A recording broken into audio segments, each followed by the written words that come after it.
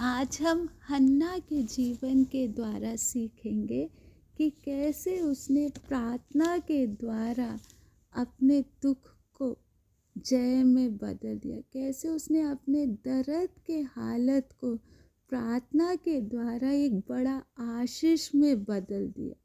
है ना। हन्ना के जीवन से हमें एक बहुत बड़ा हौसला मिलता है कि परमेश्वर ने एक साधारण बहन की प्रार्थना को सुना।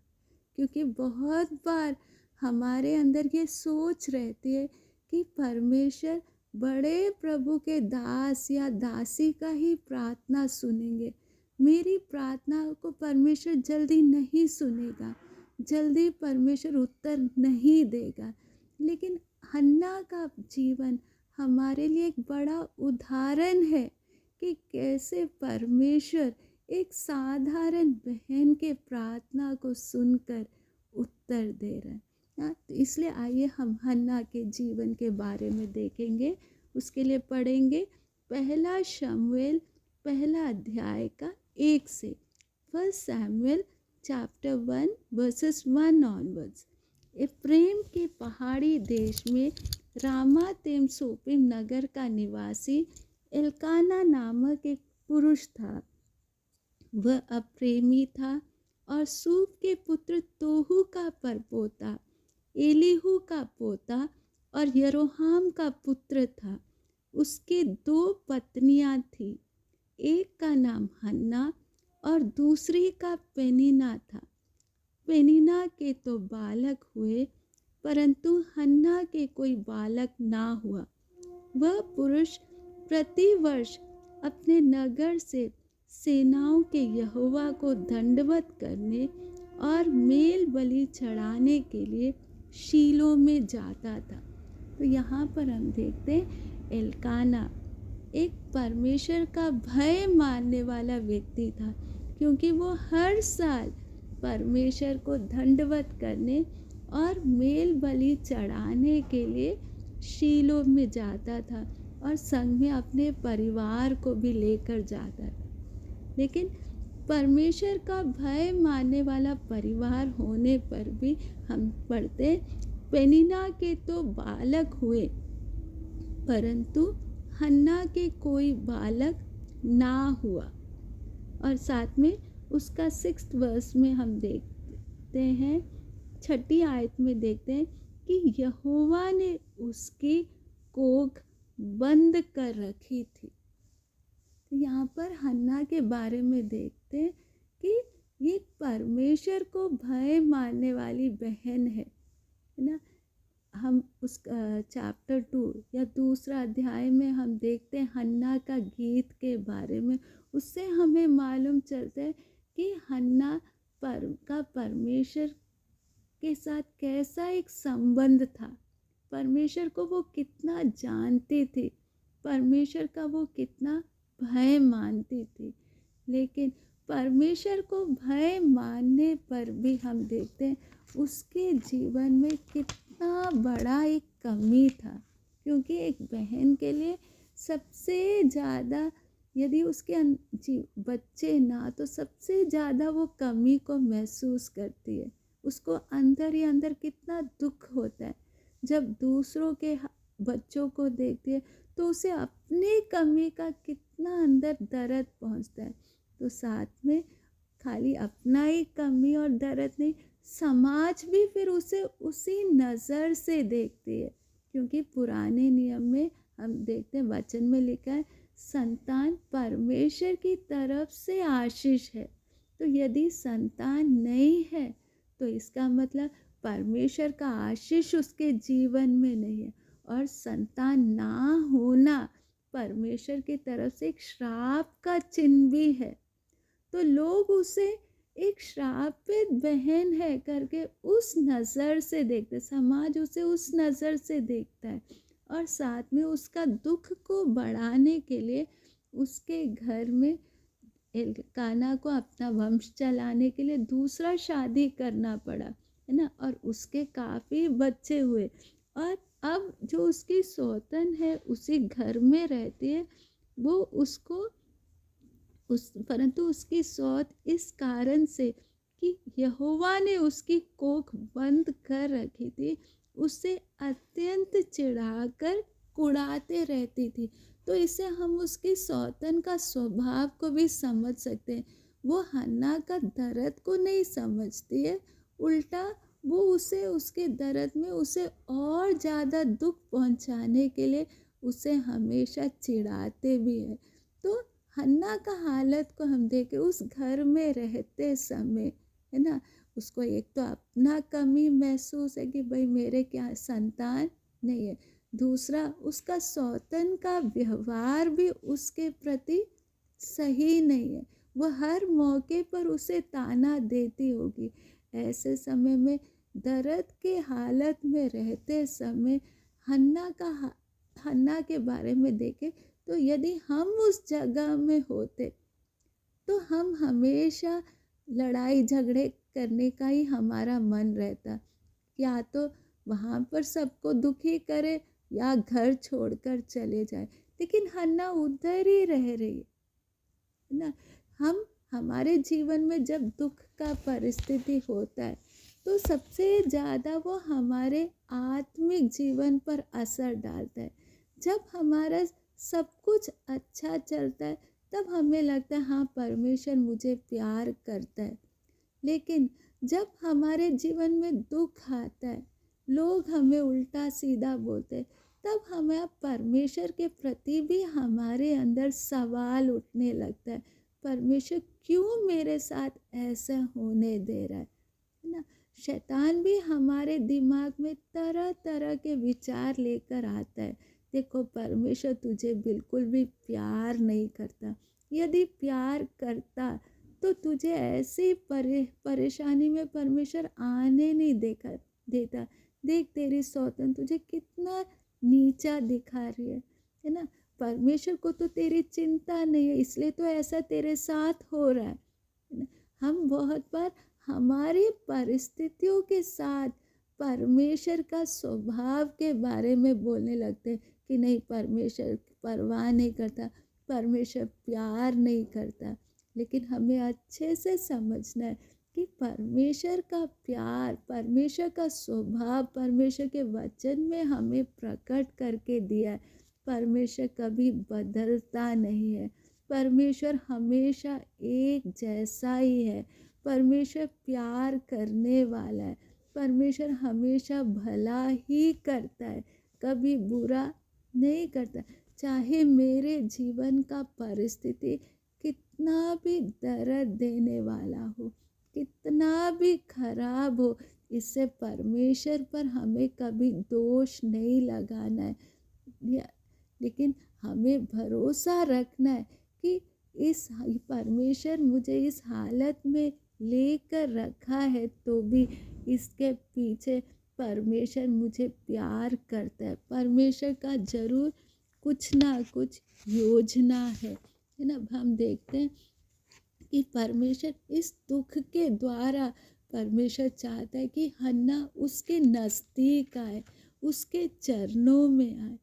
फिर हन्ना जरूर प्रार्थना करती होगी, लेकिन ये समस्या उसके जीवन में कई सालों तक चलता रहा, क्योंकि हम देखते हैं कि वह उसका 7th आयत में वह तो प्रति वर्ष ऐसा ही करता था।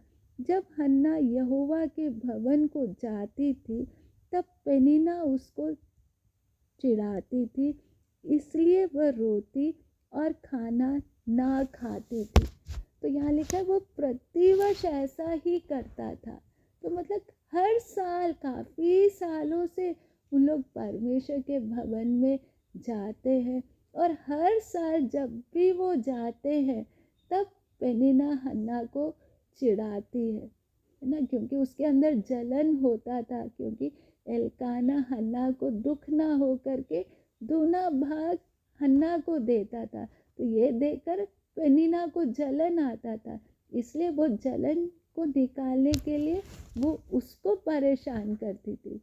लेकिन हम देखते हैं बहुत बार यदि कोई समस्या हमारे जीवन में साल, 2 साल या 3 साल तक भी हो तो हम लोग धीरज रखेंगे, लेकिन यदि सालों साल वो समस्या चलते रहे हमारे साथ, तो हमारे अंदर धीरे धीरे एक निराशा आने लगता है, हमारा भी विश्वास कमज़ोर पड़ने लगता है। परमेश्वर मेरे प्रार्थना को क्यों नहीं सुन रहा है ना। इतने साल हो गए, परमेश्वर मेरे प्रार्थना का उत्तर नहीं दे रहा है। कई बार परमेश्वर हमारी प्रार्थना सुनता है, लेकिन हमारे उम्मीद के अनुसार कई बार परमेश्वर काम नहीं करता। पर कई बार प्रभु काम करने में देर करता है, लेकिन उसका मतलब ये नहीं कि परमेश्वर ने मेरे प्रार्थना को सुना नहीं है। परमेश्वर का एक ठहराया हुआ समय है। हम वचन में देखते मरियम, मार्था और लाजर के बारे में हम पढ़ते यूहन्ना 11 अध्याय का 1 से। मरियम और उसकी बहन Martha, John chapter 11 verses 1 onwards. मरियम और उसकी बहन मार्था के गांव बेतनिया का लाजर नामक एक मनुष्य बीमार था। ये वही मरियम थी जिसने प्रभु पर इत्र डालकर उसके पाँव को अपने बालों से पोंछा था। इसी का भाई लाजर बीमार था। अतः उसकी बहनों ने उसे कहला भेजा, हे प्रभु, देख, जिससे तू प्रीति रखता है वह बीमार है। यह सुनकर यीशु ने कहा, ये बीमारी मृत्यु की नहीं, परंतु परमेश्वर के महिमा के लिए है, कि उसके द्वारा परमेश्वर के पुत्र की महिमा हो। यीशु मार्था और उसकी बहन और लाजर से प्रेम रखता था। फिर भी जब उसने सुना कि वह बीमार है, तो जिस स्थान पर वह था वहाँ 2 दिन और ठहर गया ना। ये बात हमें थोड़ा समझने में मुश्किल लगेगा, क्योंकि हमारा स्वभाव क्या है कि हमें जिनसे हम प्यार करते हैं, यदि वो किसी कठिन परिस्थिति में, तो हम दौड़कर वहाँ पहुँचने की कोशिश करते हैं। लेकिन यहाँ पर लिखा है, फिर भी यीशु मार्था और उसकी बहन और लाजर से प्रेम रखता था। फिर भी जब उसने सुना कि वह बीमार है, तो जिस स्थान पर वह था वहाँ 2 दिन और ठहर गया।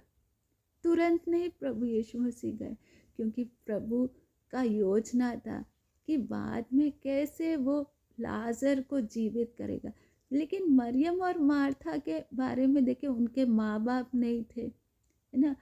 तो उन लोग के अंदर क्या इच्छा रहेगा, हाँ हमारा भाई बीमार है, प्रभु यीशु मसीह जल्दी आएंगे।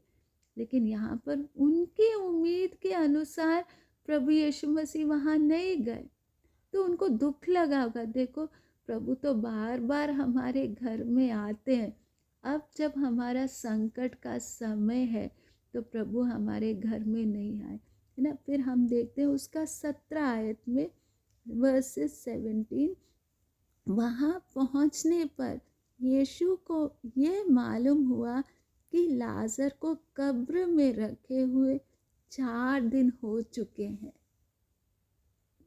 तो सोचो, प्रभु यीशु मसीह ने इतना इंतज़ार क्यों किया। अब तो वो मर भी गया और मरकर 4 दिन भी हो गए। तो मरियम और मार्था के अंदर क्या रहेगा, प्रभु यीशु मसीह हमारे बिल्कुल भी चिंता नहीं करते। लेकिन प्रभु ने क्यों इंतज़ार किया, ताकि जब कोई उम्मीद ना रहे तब मैं जाकर लाजर को जीवित करूँगा, ताकि तब सारा महिमा परमेश्वर को मिलेगा। इसी प्रकार परमेश्वर हमें प्यार करता है, उसमें कोई शक नहीं है ना। परमेश्वर मरियम और मार्था से कितना प्यार करता था। परमेश्वर बेतनिया में जाते समय वहाँ पे कितने घर थे रहने के लिए, लेकिन प्रभु हमेशा मरियम मार्था के घर पे रुकता था, है ना। उनका परिस्थिति अच्छा नहीं था, लेकिन उनको कोई नहीं है समझते हुए प्रभु उनके घर पे ही जा के रुकते थे। लेकिन प्रभु ने उनको उनके कष्ट के समय में प्रभु तुरंत वहाँ नहीं पहुँचे, क्योंकि परमेश्वर का योजना कुछ और था। इसी प्रकार हम लोग का प्रार्थना का जल्दी उत्तर ना मिले तो हमारे अंदर वो निराशा नहीं आने, प्रभु मेरी प्रार्थना सुन नहीं रहा है, जरूर प्रभु का कुछ योजना है ना। इसलिए परमेश्वर हर बात के लिए परमेश्वर का एक ठहराया हुआ समय है। तो यहाँ पर परमेश्वर तुरंत हन्ना को जवाब नहीं दे रहा है, उसको काफ़ी सालों तक इस दुख को झेलना पड़ रहा है, सहना पड़ रहा है ना। बार बार हर साल जब भी वो मंदिर में जाती है तो पेनिना वहाँ उसको क्या कर रही है, सता रही। और सोचो हम होते तो सबसे पहले वहाँ वो आराधना का जगह है, मेल बलि चढ़ाने के लिए वो जा रहे, तो उस समय हन्ना सोच सकते हैं भाई इस साल तो मैं नहीं जाऊंगी, इतने सालों से तो मैं जा रही हूँ, देखो परमेश्वर ने अभी तक मेरे हालत में कोई बदलाव नहीं किया, मुझे संतान नहीं दिया अभी तक, तो इस साल और हमेशा लड़ाई झगड़ा मतलब वो मेरे को दुखी करती है, तो इस साल मुझे नहीं जाना करके नहीं सोचा।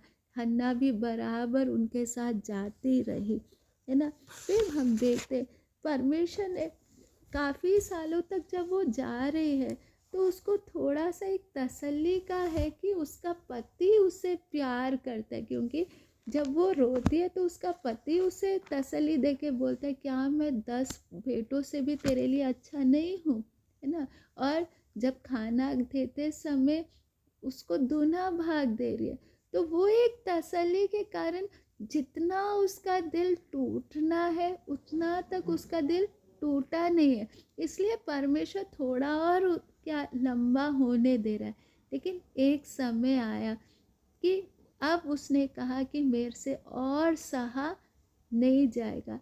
तब हम देखते हैं उसका पहला अध्याय का फर्स्ट सैमुएल चैप्टर 1 कि जब उसको लगा कि अब पहले तो वो रोती है और खाना नहीं खाती है ना। बहुत बार हमारे जीवन में भी दुख आता है तो हम दुख को याद करते हुए बैठ के रोते, दुख को याद करते हुए रोते, देखो मेरे जीवन में ऐसा हो गया वैसा हो गया, है ना, और अपने आप को तसल्ली देते। लेकिन ऐसा इसलिए परमेश्वर ने हन्ना के जीवन में एक पेनिना को रखा जो बार बार उसे क्या करती है, चुभाती है। तो जब वो उसे सहन नहीं हुआ तो 8 उसका पहला चैप्टर 1 का 8 और 9 में हम पढ़ते हैं उसका 8-9। इसलिए उसके पति एल्काना ने उससे कहा, हे हन्ना तू क्यों रोती है और खाना क्यों नहीं खाती, तेरा मन क्यों उदास है, क्या तेरे लिए मैं 10 बेटों से भी अच्छा नहीं हूँ। तब शीलो में खाने और पीने के बाद हन्ना उठी और यहोवा के मंदिर में चौखट के बाजू के पास एली याजक कुर्सी पर बैठा हुआ था। वह मन में व्याकुल होकर यहोवा से प्रार्थना करने और बिलख बिलख कर रोने लगी ना। अभी तक वो कभी अकेले जाकर बैठ के प्रार्थना नहीं किया होगा ना, प्रार्थना तो करती होगी, लेकिन अब जब सहने से बाहर हो गया वो सब उठती है, सबको छोड़कर अकेले मंदिर में जा रही ना। वो और कहीं भी जा सकती थी, दूसरों को जाकर बोल सकती थी, देखो मेरी सौतन तो हमेशा मुझे दुख देती है, मैं क्या करूं, दुख दूसरों के आगे जाकर अपना दुख को सुना सकती थी। लेकिन यहाँ पर हन्ना दूसरों के पास नहीं जा रही। वो त्योहार के समय है, कितने रिश्तेदार आए होंगे, कितने लोग होंगे, तो उसके और भी रिश्तेदार आए होंगे, उनके पास जाके बैठकर अपना दुख नहीं सुना रही है कि देखो पेनिना मुझे कितना तंग करी है, लेकिन उठकर वह अकेले सीधा मंदिर में जा रही है। मंदिर में जाकर वो अकेले एक कोने में बैठकर यहाँ पर देखते हैं वो मन में व्याकुल होकर यहोवा से प्रार्थना करने और बिलख बिलख कर रोने लगी। तो यहाँ पर हम देखते हैं हन्ना शारीरिक तौर पे बांझ थी, है ना, शारीरिक तौर पे उसके जीवन में फल नहीं था। हमें परमेश्वर ने चुना है परमेश्वर के लिए फल लाने के लिए। हम पढ़ते हैं यूहन्ना 15:16 आयत, तुमने मुझे नहीं चुना परंतु मैंने तुम्हें चुना है और तुम्हें नियुक्त किया है कि तुम जाकर फल लाओ और तुम्हारा फल बना रहे ना। हन्ना के जीवन में दुख था कि देखो मेरा कोई संतान नहीं है। वो दुख हमेशा उसे खाता रहता था। हमें समझना है कि हमें परमेश्वर ने किस लिए चुना है ना। हमें चुना है ताकि हम परमेश्वर के लिए फल लाए और हमारा फल बना रहे। हम अपने जीवन को जांचें कि हम परमेश्वर के लिए कितना फल ला रहे हैं, है ना। कहीं हम आत्मिक तौर पे बांझ तो नहीं है, या हमारे जीवन से थोड़े जितना फल आना है क्या उतना फल आ रहा है। हम पढ़ते हैं उसके लूक चैप्टर 13 वर्सेस 6-8, लूका 13:6-8 तक हम पढ़ेंगे।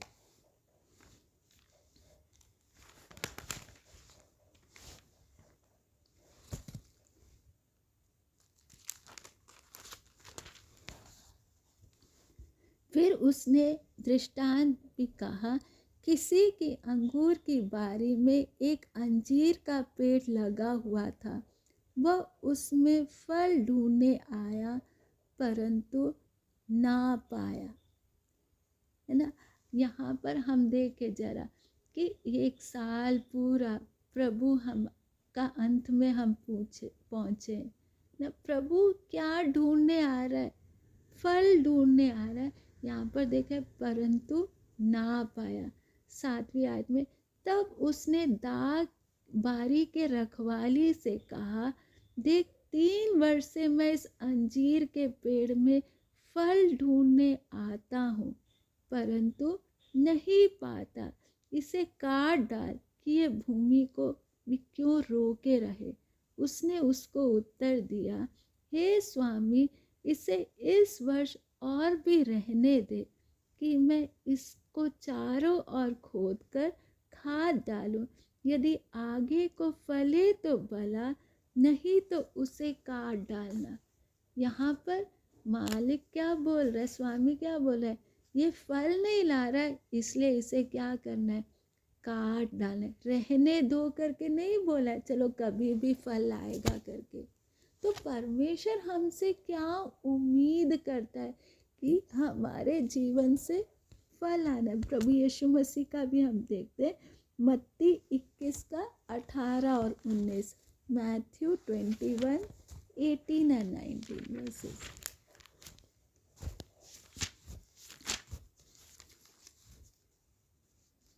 भोर को जब वह नगर को लौट रहा था तो उसे भूख लगी।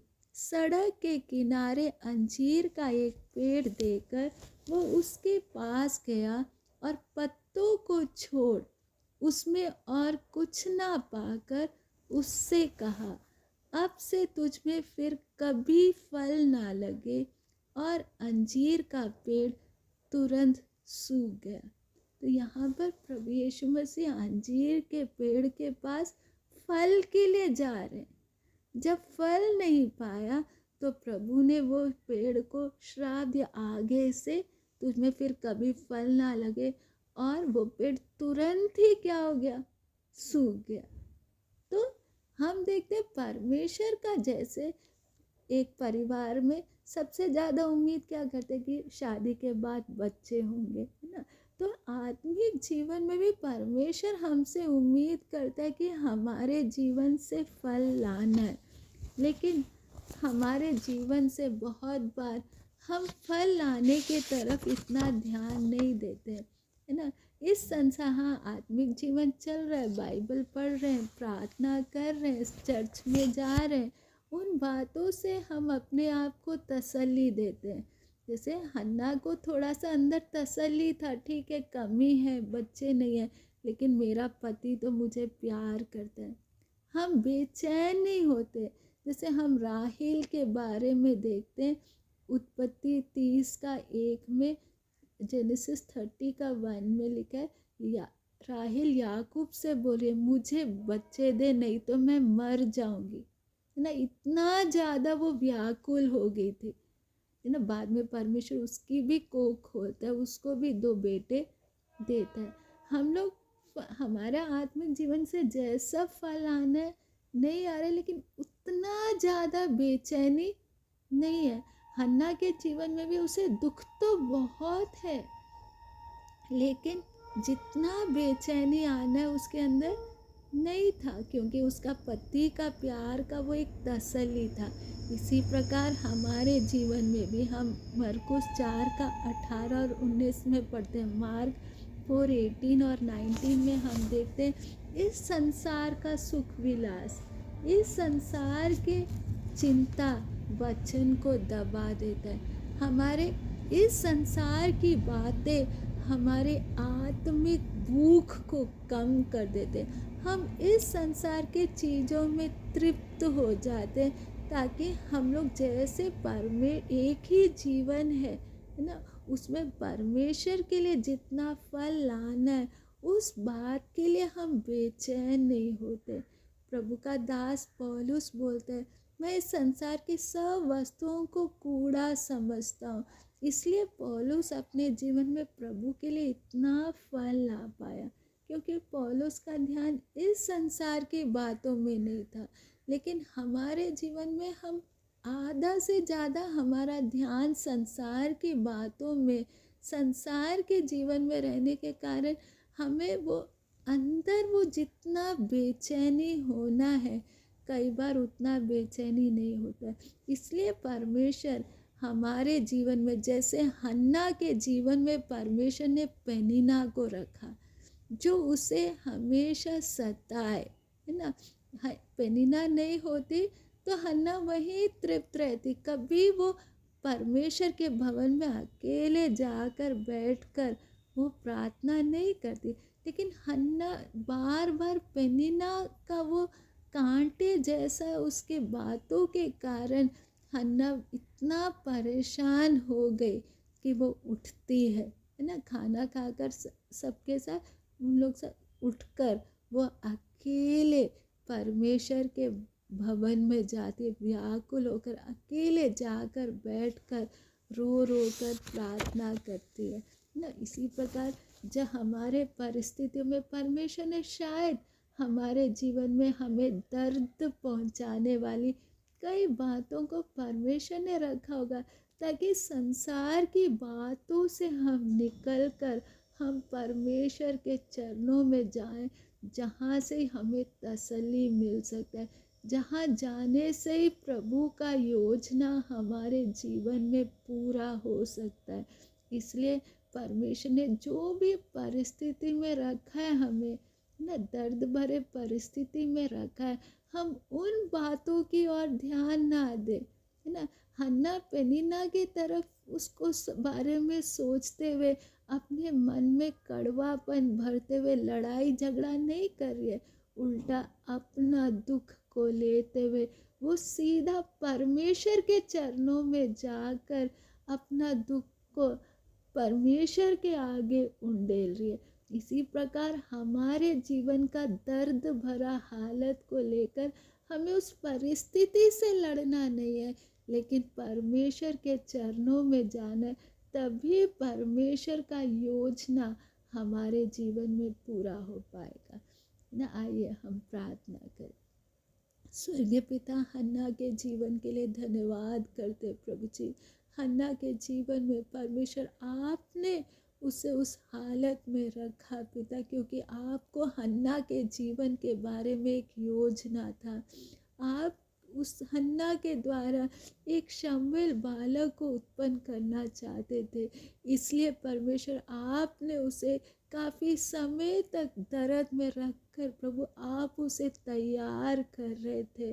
और प्रभु कैसे वो अपने दुख को लेकर प्रभु आपके चरणों में आई और प्रभु आपने प्रभु उसे शमूएल बालक दिया जिसके द्वारा आपका योजना पूरा हो सका। इसी प्रकार प्रभु हमें भी आप दर्द भरे हालत में इसलिए रखते कि हम आपके चरणों में आए, तभी प्रभु आपका योजना हमारे जीवन में पूरा हो पाएगा। इसलिए प्रभु हम परिस्थिति को देखकर बुड़बुड़ाते हुए ना रहे, मन को कठोर ना करें, लेकिन हर बात लेकर हम आपके चरणों में आते हुए आपकी इच्छा हमारे जीवन में पूरा हो सके। प्रभु आपने हमें चुना है आत्मिक तौर पे आपके लिए फल लाने के लिए, लेकिन प्रभु संसार की इन बातों में हम उलझे हुए, जितना फल हमारे जीवन में आना है पिता वो नहीं आ रहा प्रभु। उन सारे कमियों को प्रभु आपके सामने रखते हुए पिता, ये साल के आखिरी समय में पिता आपकी इच्छा के अनुसार तैयार होने के लिए आप सहायता करें, आपके हाथों में सौंपते। यीशु मसीह के नाम से हम मांगते।